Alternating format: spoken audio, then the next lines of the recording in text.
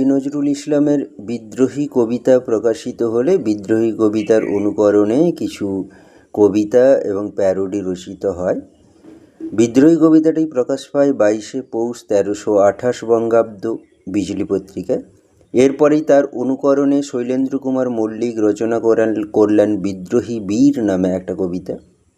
কবি সত্যেন্দ্রনাথ দত্ত বিদ্রোহী কবিতাটি পড়ে বিদ্রোহীর ভাবধারা নিয়ে যৌবন শীর্ষক একটা কবিতা রচনা করলেন। আবার শনিবারের চিঠির 1924-এর 4 অক্টোবর সংখ্যা প্রকাশিত হলে সেখানে আমরা দেখতে পাই বিদ্রোহী কবিতার একটা রুচিহীন প্যারোডি ব্যাঙ রচিত হয়। কবিতাটির ছদ্মনামে রচিত কবিতাটি এবং এর রচয়িতা যে সজনীকান্ত দাস এ সম্বন্ধে কোনো সংশয় নেই।